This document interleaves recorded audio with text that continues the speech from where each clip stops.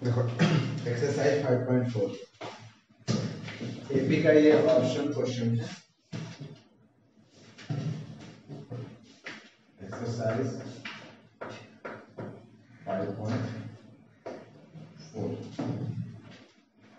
पहला क्वेश्चन देखो, इसमें तो लिखा हुआ है कि which term of the AP 121, 170, 130 is first negative term. मतलब क्वेश्चन 1 है, दिया 121, 117, 130। ये एपी देखा था, फर्स्ट टर्म क्या 121 है, फिर 117 है, फिर 113 है, फिर ऐसे करके घटते हुए जा रहा है। घटते घटते हो सकता है ना कि वो जीरो या उससे कम आए, तो बोला कि बताना तुमको फर्स्ट नेगेटिव टर्म कौन सा है। नेगेटिव तो होगा, घटते घटते तो नेगेटिव आएगा, तो पहला नेगेटिव टर्म क्या है। तो हम मान लेते हैं कि late nth term be first negative term, first negative term। मान लीजिए जो nth टर्म होगा वो पहला नेगेटिव टर्म होगा, तो इसका मतलब कि आपका क्या होगा कि nth टर्म जो है वो लेस देन जीरो होगा। नेगेटिव टर्म का मतलब क्या होगा, वो जीरो से कम होगा। हम nth टर्म का यहाँ फॉर्मूला लेंगे, क्या लिखेंगे, यहाँ पर लिखेंगे a प्लस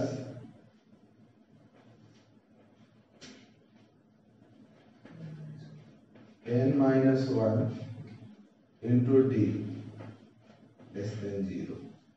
यहाँ पे a कितना है 121 प्लस n-1, n कितना नहीं मालूम है, n ही तो निकालना है, -1 और d कितना है -4 लेस देन जीरो। ठीक है, उसके बाद हम लोग यहाँ पे लिखेंगे 121 -4n +4 लेस देन जीरो।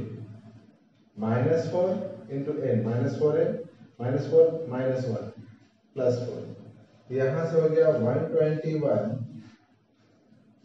+4 कितना हो गया 125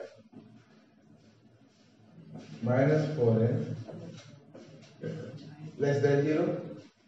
इसको 4n को उधर भेज देते हैं, तो 125 लेस देन 4n है ना। 125 जो है लेस देन है कितना से 4n से, उल्टा कर लीजिए इसको, 4n ग्रेटर देन 125, फिर लिखेंगे n ग्रेटर देन 125 बाई में कितना 4। अब इसका वैल्यू सॉल्व करो, तो ये आएगा तुम्हारा 3 और फिर 1.25 लगभग ऐसे आएगा। लेकिन n जो होता है कभी भी डेसिमल में नहीं होता है, कभी भी फ्रैक्शन में नहीं होता है, तो इससे जस्ट बड़ा 31.25 से जस्ट बड़ा इंटीग्रल वैल्यू क्या है, या कोई इंटीजर बताओ 32, तो देयरफॉर n इक्वल्स टू 32। तो कह सकते हैं कि 32 या 32th term is the first negative term. तो कुछ इसमें करना नहीं था, सबसे पहले हम लोग टीएन ले लिए कि लेस देन जीरो है, मतलब नेगेटिव का मतलब जीरो से कम हो गया, और यहाँ पे लेस देन का साइन देते चले गए।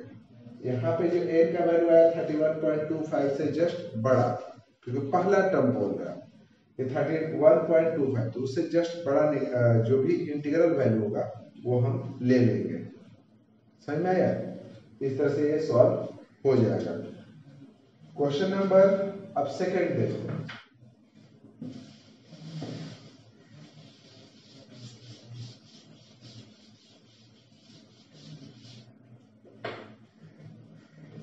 सेकंड क्वेश्चन कह रहा है कि the sum of third and seventh term, third and seventh term का जो सम है वो दिया हुआ है आपका 6। और दोनों का प्रोडक्ट मतलब थर्ड टर्म और सेवन टर्म का जो प्रोडक्ट है वो दिया हुआ है आपका 8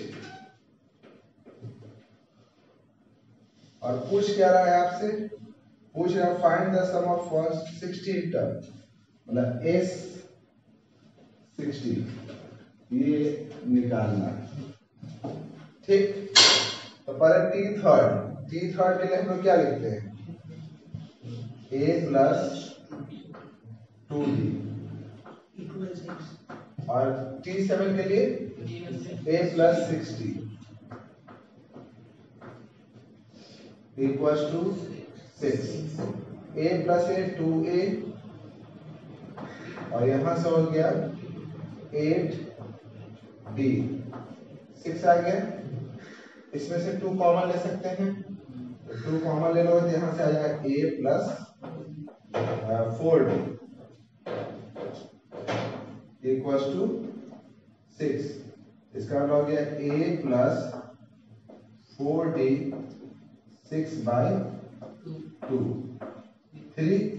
यहां से a का वैल्यू कितना आएगा, a का वैल्यू आएगा 3 माइनस 4d ये इक्वेशन 1 आ गया। नेक्स्ट क्वेश्चन उसी में क्या था दिया हुआ कंडीशन कि थर्ड टर्म और सेवन टर्म का जो प्रोडक्ट है वो 8 है तो हम यहां से लिखेंगे T3 और T7 इक्वल्स टू 8 मतलब कि यहां हम क्या लिख सकते हैं a प्लस 2d और a plus 6d equals to कितना 8। अब a का वैल्यू यहां पर पुट कर दो, a का वैल्यू कितना दिया हुआ 3 माइनस 4d यहां पर लिखेंगे 3 माइनस 4d प्लस 2d और फिर यहां पर भी लिखेंगे 3 minus 4d plus 6d equals to 8। 3 minus 4d plus 2d कितना होता है माइनस 2d यहां से आया 3 माइनस 2d और यहां आएगा 3 minus 4d plus 6d plus 2d equals to 8। ये फॉर्मूला देख रहे हैं a minus b a plus b formula क्या होता है a square minus b square यहां पर लिखेंगे 3 का स्क्वायर माइनस 2d का स्क्वायर इक्वल्स टू 8। क्लियर। अब 3 का स्क्वायर 9 यहां पर लिखेंगे 9 minus 4d square equals to 8 मतलब minus 4d square 8 minus 9 minus 4d square 1 मतलब माइनस 1 माइनस माइनस कैंसिल हो गया d स्क्वायर इक्वल्स टू 1/4 तो d का वैल्यू कितना हो जाएगा रूट अंडर 1/4 मतलब आप ले सकते हैं 1/2। d का वैल्यू प्लस 1/2 भी ले सकते हो और माइनस 1/2 भी ले सकते हो इसमें कुछ नहीं है। यहाँ पर हम लोग लेते हैं प्लस माइनस 1/2। अगर हम लेते हैं पहले 1/2 प्लस में d का वैल्यू हम लोग पहले क्या लेते हैं 1/2 तो इफ d इक्वल्स टू 1/2 तो a का वैल्यू कितना हो जाएगा तुम्हारा 3 माइनस 4d यहाँ पे लिखेंगे a equals to 3 minus 4d मतलब 3 माइनस 4 इंटू कितना 1/2 कैंसिल हो गया 2 तो ये आ गया 1। तो अगर d मेरा 1/2 है तो a का वैल्यू कितना आया 1। तो अब यहां से अगर हम उसको उठाकर हम यहां से लिखें S16 उस दोनों को उठा के लिखें। तो लिखेंगे s, देखो a बराबर लेंगे 1 और d बराबर लेंगे 1/2। तो मेरा s 16, फॉर्मूला डायरेक्ट लिखते हैं ना हम लोग, 16/2 2a, तो 2 into 1, फिर 16 minus 1 15 और into, इसको हम इरेज ही कर देते हैं। तो समझ गया मैं यहां तक? इसको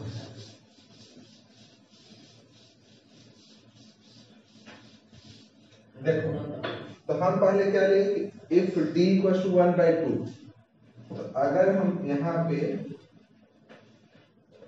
d मेरा 1/2 है, a मेरा कितना आएगा 1, तो हम ये जानते हैं कि सिंस Sn का फॉर्मूला क्या होता है n/2 2a n-1 into d। तो हम यहाँ से लिखेंगे s 16 m 16/2 2 into a कितना है मेरा 1 n-1 मतलब 16 minus 1, n का वैल्यू है ना 16, तो 16 minus 1 50 और d का यहाँ पर लिखें 1/2। ये हो गया मेरा कितना कट के 8, यहाँ लिखेंगे 8, ये होगा 2, यहाँ से 15 into 1/2 तो 15/2, इसको हम लोग 2/1 कर देते हैं। ऐसे में लेंगे, ऐसे लेंगे तो कितना लिखेंगे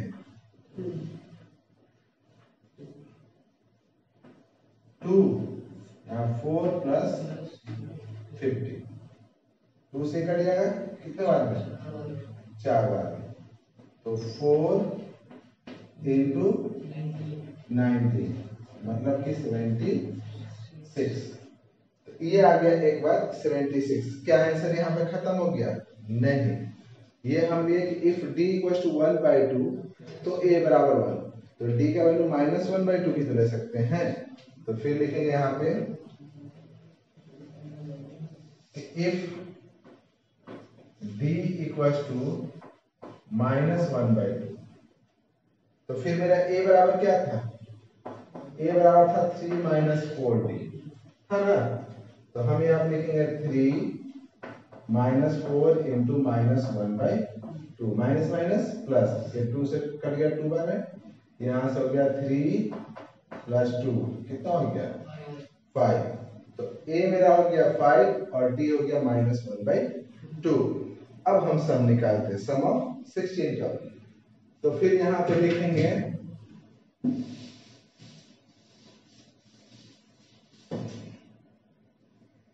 तो लिखेंगे वही Sn का फॉर्मूला, Sn का फॉर्मूला तो यहाँ दिया हुआ है, फिर से एक बार लिख लेना।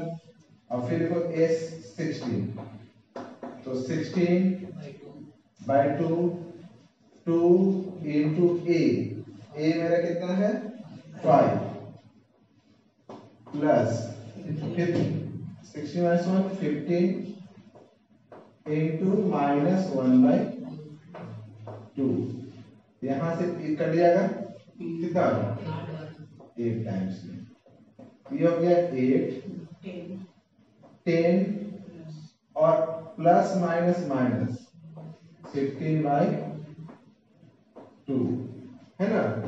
यहाँ पे हो जाएगा 8, एलसीएम ले लेंगे यहाँ पे 2 20 - 15, काट दो 4 बार में, तो 4 into 5 20।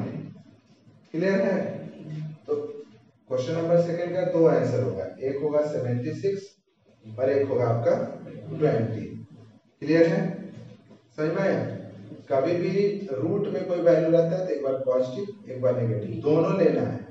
अगर एग्जाम में अगर किसी एक को लिखे मतलब प्लस वाला लेके चले तो ये आंसर आएगा, माइनस वाला में छोड़ दिए, हो सकता है कि एग्जामिनर आपका नंबर काट ले, वो उसके मन पे डिपेंड करता है जो चेक करने वाला।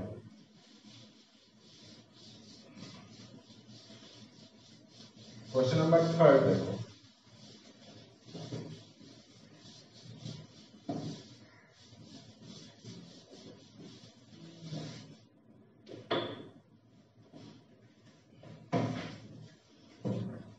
क्वेश्चन नंबर 3 कह रहा है कि एक लैडर है, has a runs 25 centimetre apart. ठीक है, मतलब कि एक सीढ़ी है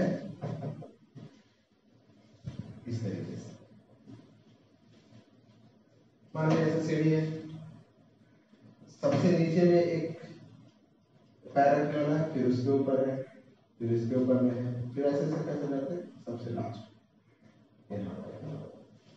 ठीक, कह रहा है कि the ladder has a rungs 25 centimetre apart, मतलब कि बॉटम और टॉप ये दोनों जो है आपस में नहीं, ये एक एक सीढ़ी जो है ना ये 25 सेंटीमीटर की दूरी पे है। ठीक है, ये दोनों के बीच में क्या 25 सेंटीमीटर का है, फिर इन दोनों का बीच 25 सेंटीमीटर का, इसके बाद 25 ऐसे करके, और दिया हुआ है the rank decrease uniformly in the length from 45 centimeter at the bottom top 45, मतलब यहाँ पे सबसे पहले 45 सेंटीमीटर है, तो जो बॉटम जो टॉप पे है वो 25 सेंटीमीटर, ये घटते जाता है कंटिन्यूअसली, जैसे पहला टर्म 45, फिर उसके बाद कुछ घटेगा, फिर घटेगा, फिर घटेगा, लेकिन लास्ट टर्म तुम्हारा 25 सेंटीमीटर है। और उसके बाद कह रहा है क्वेश्चन में कि द बॉटम और टॉप और बॉटम में सीढ़ी का जो डिफरेंस है या इन दोनों के बीच में जो गैप है वो आपका है 1/2 मीटर, ये इसका बीच का गैप है। कुल मिला के क्वेश्चन को समझो तो दिया कि एक सीढ़ी है, देखे होगे बांस वाला सीढ़ी है, तो मार्केट में डिफरेंट तरह से मिला गया, जो पहला खेड़ा है उसको खेड़ा कहा जाता है, वो 45 सेंटीमीटर का है, और हर एक सीढ़ी के बीच में जो गैप है इसको रंग्स करते हैं, और 25 सेंटीमीटर का, 25 सेंटीमीटर 25 सेंटीमीटर 25 25 25 ऐसा करके कितना है ये हमको नहीं मालूम, लेकिन जो सबसे बॉटम है और सबसे टॉप है उसके बीच में 1/2 मीटर का गैप है। सबसे नीचे वाला का मतलब सबसे बॉटम वाला का लंबाई 45 सेंटीमीटर है और सबसे टॉप वाला का लंबाई 25 सेंटीमीटर है। क्वेश्चन कह रहा है कि आपको बताना what is the length of would required for the runs, मतलब ये सीढ़ी बनाने के लिए, सीढ़ी मतलब ये इधर वाला पोर्शन नहीं, ये रंस मतलब इसको हम लोग कहते हैं, इसको बनाने में कितनी लकड़ी की रिक्वायरमेंट होगी, तो इसका मतलब हमको सबका सम निकालना होगा, ये लेंथ प्लस ये लेंथ प्लस ये लेंथ प्लस ये लेंथ, ऐसे करके सबका सम निकाल लेंगे, तो लकड़ी निकल जाएगा। लेकिन सबसे पहले हम ये निकालते हैं कि कितना रंस है, ये जो रंस है ना कितना रंस है, तो अब देख रहे हो कि गैप कितना है 25 सेंटीमीटर। जैसे मान लो ना कि हम ऐसे करते हैं कि लड़कों स्टूडेंट्स को खड़ा करते हैं, और स्टूडेंट्स को खड़ा करते हैं, एक स्टूडेंट दूसरे स्टूडेंट के बीच में गैप 5 मीटर का रखते हैं, लेट्स से ऐसा, और देखते हैं कि एक स्टूडेंट यहाँ है और एक स्टूडेंट मतलब फर्स्ट और लास्ट स्टूडेंट के बीच में 10 मीटर का गैप है, एक यहाँ पे स्टूडेंट है, एक यहाँ है, और बीच में कुछ स्टूडेंट है जो कि 5 मीटर का गैप है। बता दो बीच में कितना स्टूडेंट होगा, एक ही स्टूडेंट होगा, यहाँ पे देखो 5 और फिर 5 10 हो गया, तो पहला और आखिरी स्टूडेंट में 10 मीटर का गैप था, और हर स्टूडेंट के बीच में गैप कितना था 5, तो बीच में कितना स्टूडेंट होगा 1 होगा, तो टोटल स्टूडेंट कितने हुए 3। तो मतलब हम लोग क्या करते हैं कि सिंपल सा जो फर्स्ट और लास्ट का डिफरेंस होता है उसको डिवाइड कर देते हैं कॉमन डिफरेंस से, और उसमें 1 जोड़ देते हैं, तो नंबर ऑफ स्टूडेंट तुम्हारा आराम से आ जाएगा। उसी तरह से तुमको यहाँ पर नंबर ऑफ रन्स निकालना है ना, तो पहला और आखिरी जो है ना फर्स्ट और लास्ट उसके बीच में जो गैप है टोटल गैप, फिर हर एक कंसेक्यूटिव गैप से डिवाइड कर देंगे और फिर उसमें 1 जोड़ देंगे, तो फिर नंबर ऑफ रन्स आ जाएगा।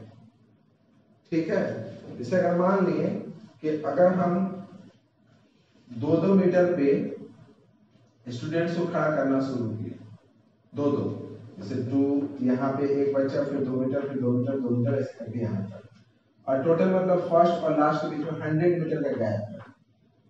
बताइए तो टोटल कितना स्टूडेंट यहाँ खड़ा है? 51। फिर हम क्या करेंगे, टोटल कितना है 50, कंसेक्यूटिव में गैप कितना है 2, तो 50 को 2 से डिवाइड करेंगे, 100 को 2 से डिवाइड करेंगे तो 50 और 1 बढ़ा दो 51, क्योंकि यहाँ से देखो 2, यहाँ से 2 फिर 4, ये तो एक एक्स्ट्रा है ना, इसलिए वो एक जोड़ देते हैं। तो हम लोग पहले यहाँ पर निकालेंगे क्वेश्चन नंबर 3 में number of runs, number of runs. तो फर्स्ट और लास्ट का गैप कितना है 2 मीटर, मतलब कि आपको हो गया 250 सेंटीमीटर। ये हो गया करीब करीब 250 सेंटीमीटर। यहाँ पे लिखेंगे 250 बाय में 25 और प्लस 1, ठीक है, मतलब हो गया आपका 11। अब टर्म देखिए कि पहला टर्म मतलब पहले से ही का लंबाई था 51, दूसरे का लंबाई नहीं मालूम है, लेकिन टोटल 11 टर्म है, और लास्ट टर्म जो है तुम्हारा कितना है 25। टोटल बीच में कितना है, ये फर्स्ट, सेकंड, थर्ड, फोर्थ, और ये कौन सा पोजीशन पे है 11। टोटल टर्म 11 है तो 11 पोजीशन पे। अब इन सब का सम निकालना है, तो फर्स्ट टर्म मालूम हो, लास्ट टर्म मालूम हो और n मालूम हो, तो हम जानते हैं कि s n बराबर n/2 a प्लस l होता है ना। तो हम यहां से लिखेंगे s11, तो लिखेंगे s11 11/2 45 प्लस 25, तो हो गया 11/2, और ये कितना हो गया 70, 35 इंटू 11 350 और 385 सेंटीमीटर, ठीक है। तो इसका मतलब हो गया total length of would, total length of would कितना हो जाएगा 385 सेंटीमीटर। समझ में आया? नहीं आया? एक बार और ट्राई कर।